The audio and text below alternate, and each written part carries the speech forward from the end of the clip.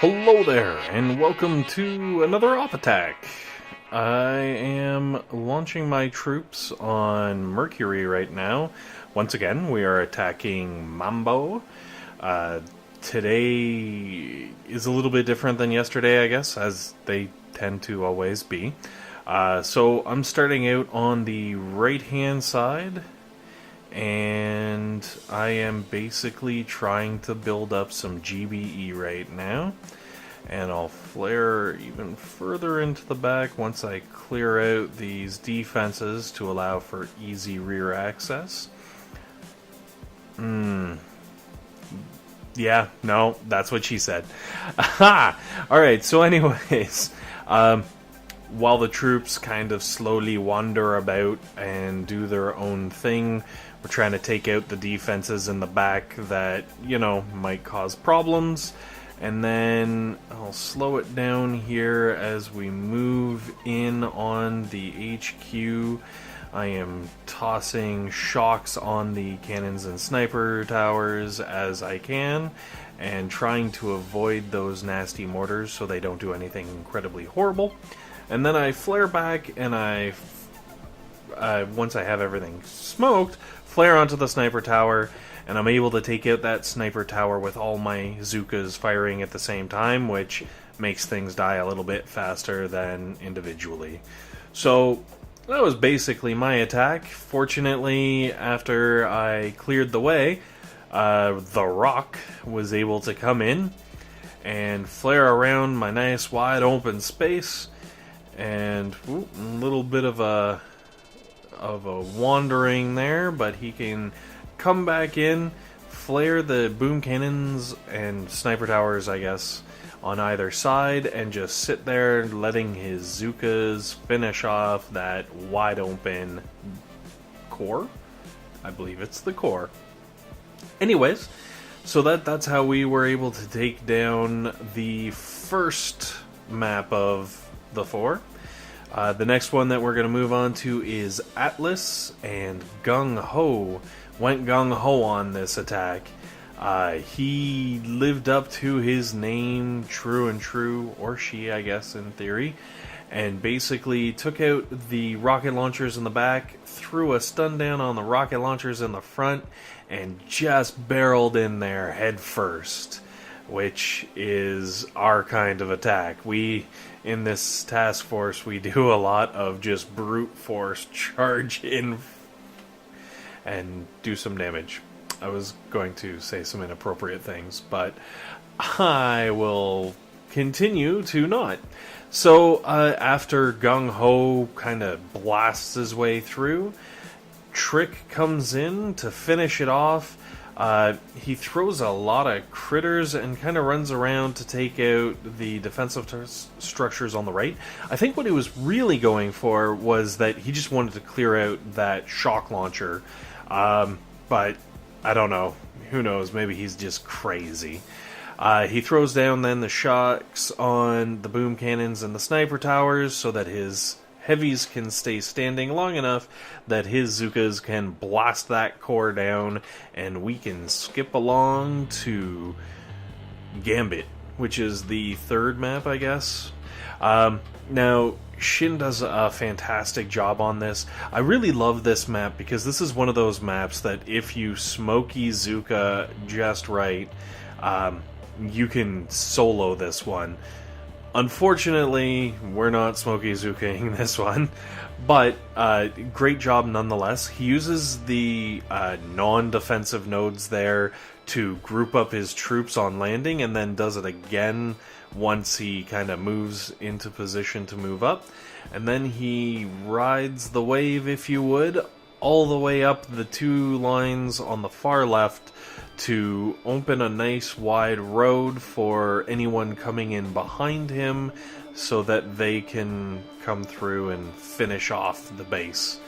So just the way that he grouped up his troops, gotta say, it was fantastic. And of course, those mortars are going to do horrible things to the Zookas, and the flamethrowers are going to do horrible things to the heavies. So we will move along to the next attack, which is T.O. Mike, hopefully, I don't know. Yeah, I'm probably mispronouncing all kinds of names, but, you know, at least this one I can kind of pretend like I know what's up. So, Mike, we'll call him, comes in.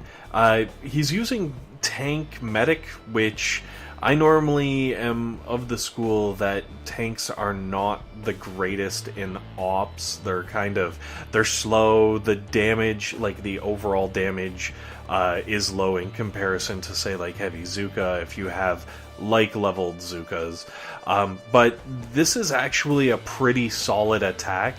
He's able, because it's all flamethrowers and some mortars, he's able to use those tanks really to their advantage of outranging the flamethrowers and being able to deal with pesky mortars to really do some damage. And if it wasn't for that darn shock blaster on the other side there, I'm pretty sure he would have finished this off. The core was left with like a fart's worth of hit points. I almost wish that Delta Tango, who's doing the final attack, just threw some GBE at the stupid thing to finish it off, because I'm pretty sure that, you know, like a barrage in a couple of artilleries would have done it.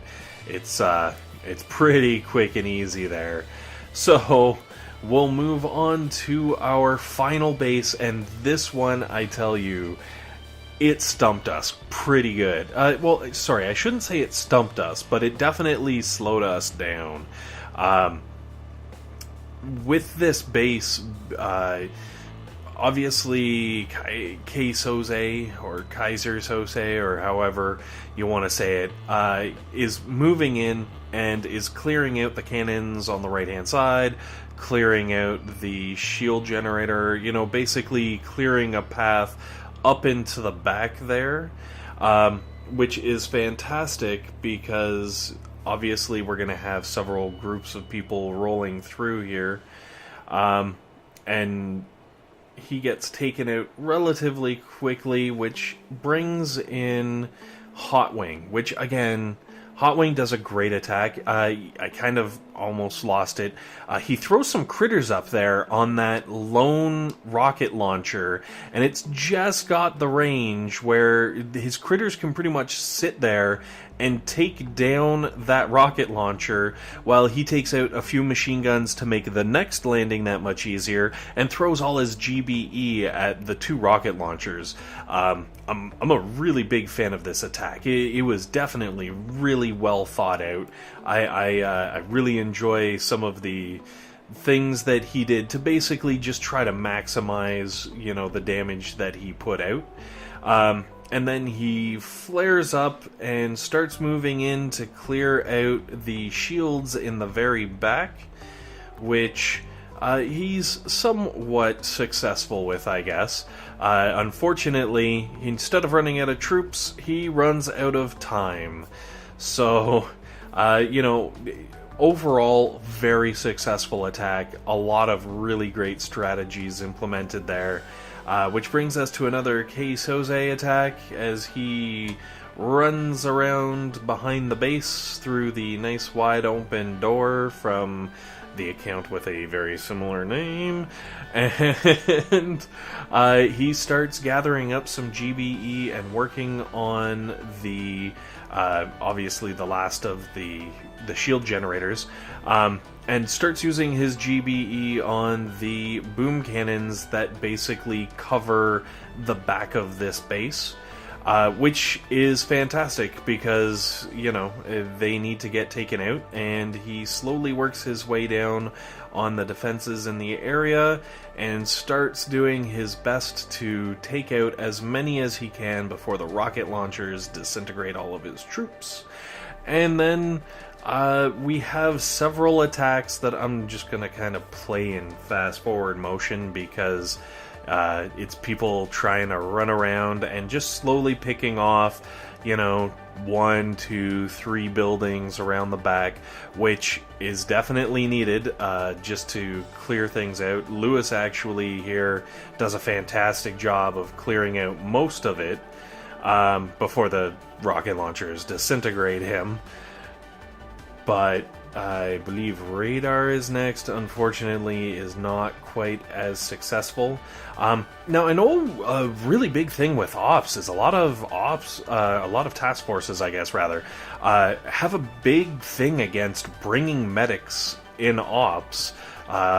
Which I totally understand if you're doing stuff like Smoky Zuka and whatnot, but when you're doing regular attacks like this, basically having the medics he brought saved his Zukas on landing, and allowed that attack to progress, which is good because, you know, a lost attack is still an attack. And you only get so many of those. Unless, apparently, you're cheating and simulating all your attacks, in which case, you know, let's not open that can of worms. I didn't even think that was a thing. I've still been reading the forums. What can I say? I've been bored the last couple of days. So, anyways, I didn't really get to touch very much on Umar's landing here, but if you go back and look at it, it's a great landing. He lands all of his Zukas to the right, out of the range of the rocket launchers, and his heavies in range of the rocket launchers because it's okay for them to get hit. HMZ does sort of the same thing. He's got his Zukas more to the right, and then his heavies in range of the horrible rocket launchers. So it's great to see those attacks. Those landings. They were really well done. And then HMZ is working his way through most of the defenses around the back, thanks to Umar and Lewis and everybody who's kind of contributed to this attack. Left it nice and wide open, so HMZ was lucky enough to come in here and just polish it off with a few last touches to take out our final base for Mambo. Anyways, hopefully this helps you guys out. Thank you very much for watching, and have yourselves a great day.